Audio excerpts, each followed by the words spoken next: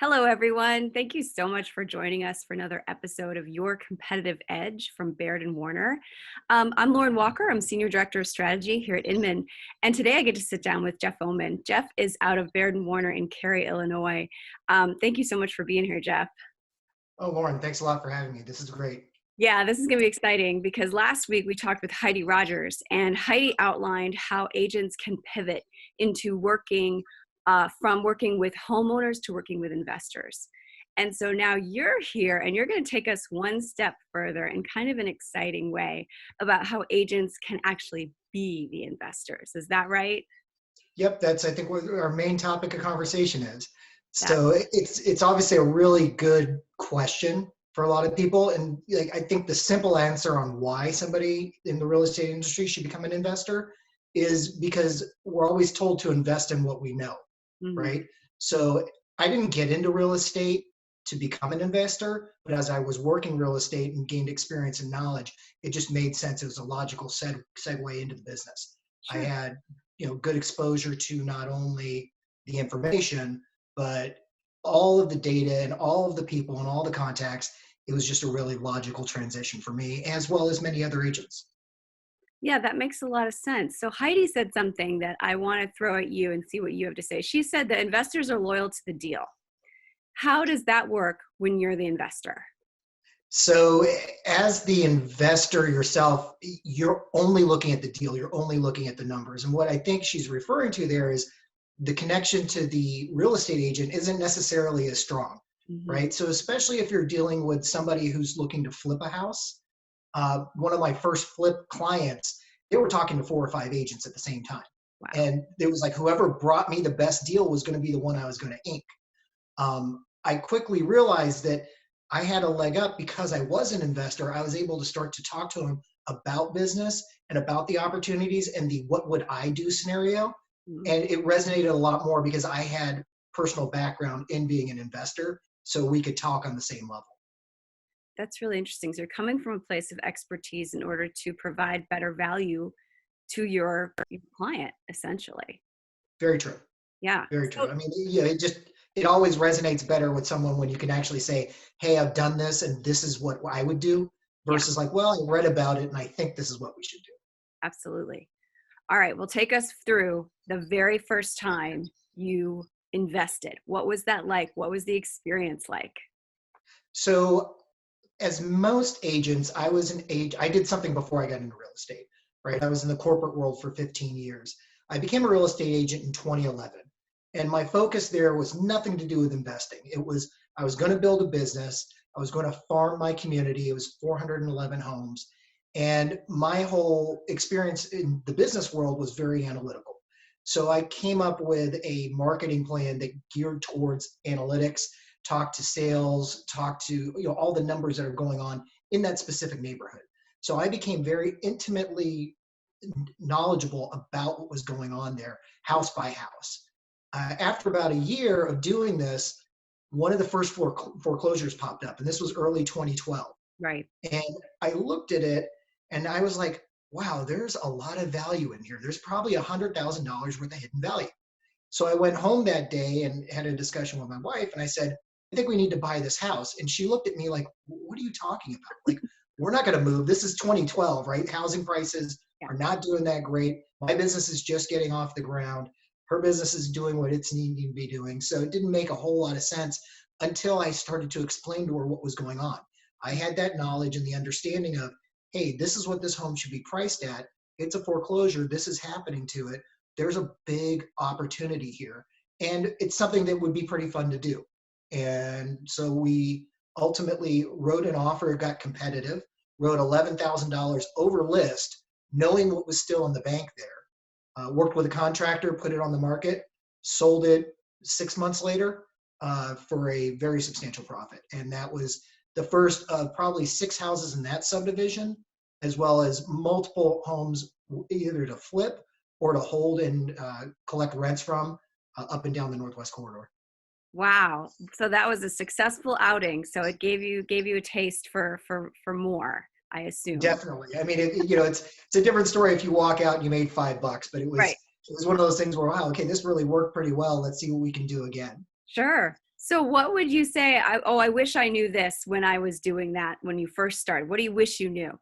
So there are two different things there. One would be, I wish I knew all of the ins and outs about construction, Mm, because like my knowledge base was the asset, right? So I could tell you what the asset's going to do, but I had no idea what all the construction costs were going to be or what variables there were, because in remodeling you can, spend money all day long.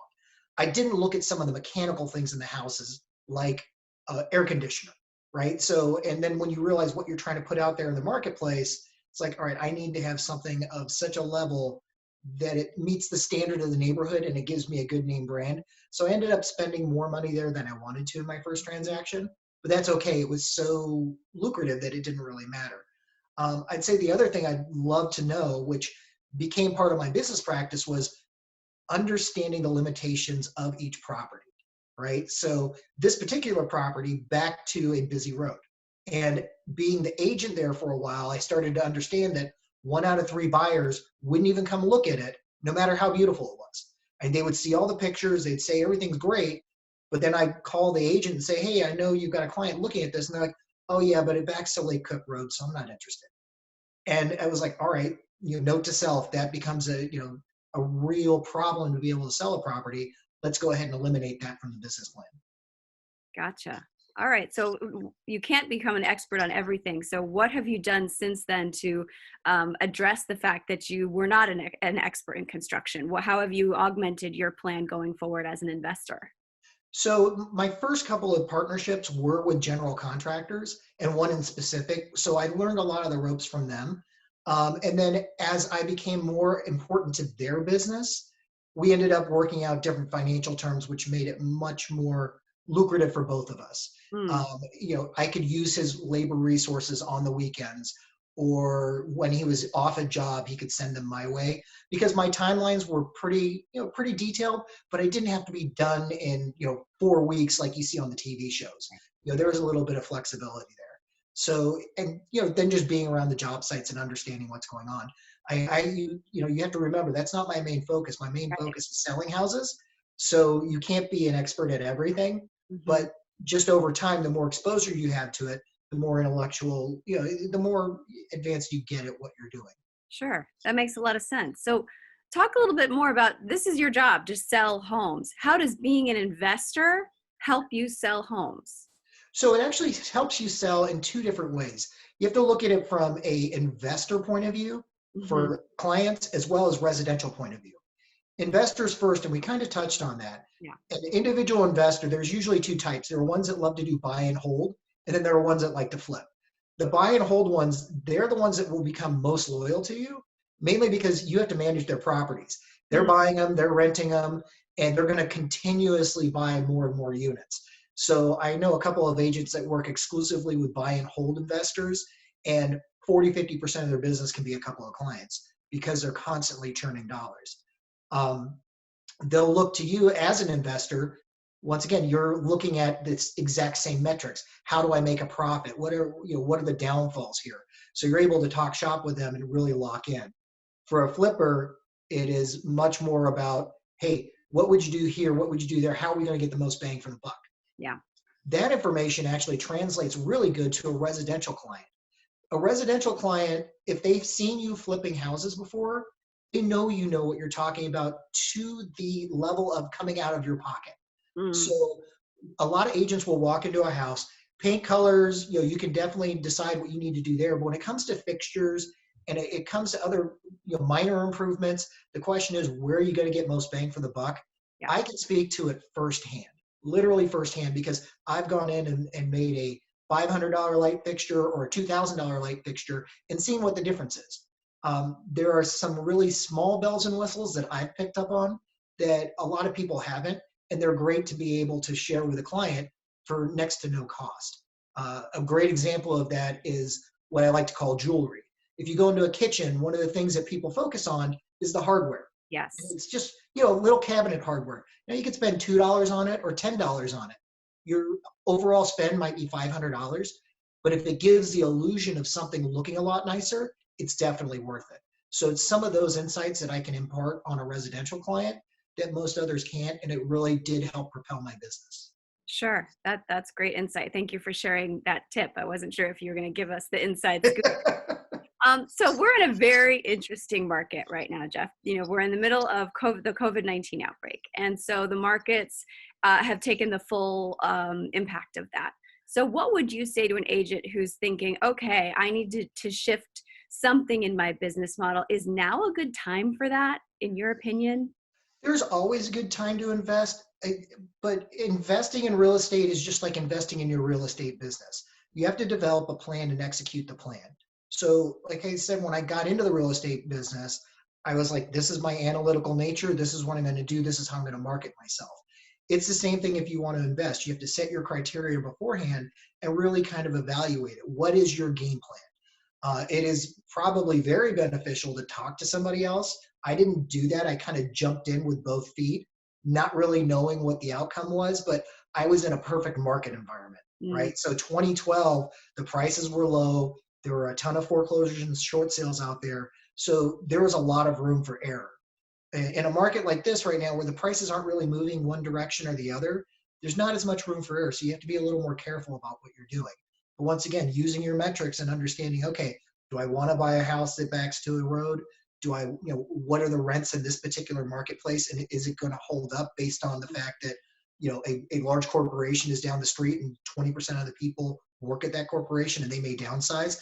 Those are the things that you'd want to look at as an investor right now to see if you wanted to jump in. that makes a lot of sense.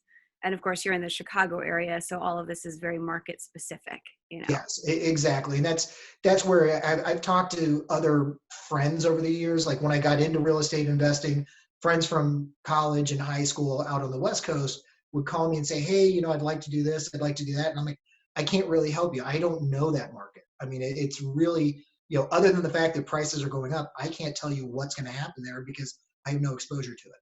Sure, sure. Well, you're very data driven, and so that Yeah. makes a lot of sense. So you're with Baird and Warner. So how has Baird and Warner helped you adapt this business with investing and residential? What is it about the culture? What is it about the infrastructure that has been beneficial for you? So interestingly enough, Baird and Warner's company culture is very collaborative. So, and that's different than some of the other real estate organizations out there. The branch managers or non-selling managers, they really work on focusing on camaraderie and teamwork. And as somebody that's going in to make improvements, I'd like to get as much information as possible. So I could go into the office, talk to 10, 15 agents, even leave samples out and say, hey, which one of these would your clients figure out that they would like better? Or which one do you prefer? And there was never really a hesitation in my office to share the information, so which was great. Or if I was looking at a rental property, I could go to 3 or 4 agents that work those communities and say, hey, A, do you have anybody looking to rent? And B, if you're talking to people to rent, what are they looking to spend? What are they, what's their budget? So the collaborative effort that happens in a Baird and Warner office is fantastic, and that really did help propel some of my investment decisions. Wow, that's really powerful. So let's wrap it up for people. We've kind of touched on all these different aspects of how to get into it, but at the end of the day, what I really respect about what you're doing is that you're going into investing as a way to be a better residential real estate agent. Um, Say a little bit more about that. So yeah, I think the two really complement each other. It never hurts to have an extra income stream, right? Yeah, So there is a financial benefit to it as well. But all of the information that I've realized over my time as an investor is always being imparted back to my residential clients. And that's actually one of the things I'd always talk to in my marketing presentation. It's like, I'm a day-to-day investor in the real estate market. I bleed this stuff. So if I'm telling you something that needs to happen, chances are it's because I've already been exposed to it. I'm trying to save you from that pain. So it really, as long as that connection was made, it really resonated well with my residential clients because they could see what I was doing and where I was coming from. fantastic. That's great. It's coming from a place of expertise and turning it into a way to be of service. Yep, That's exactly. And that's what powerful. all your clients are always looking for. Absolutely, they are. Well, thank you so much, Jeff. This was really educational and really helpful. So thank you very much for your time. All right. No, I appreciate it, Lauren. Thanks a lot. Have a good one.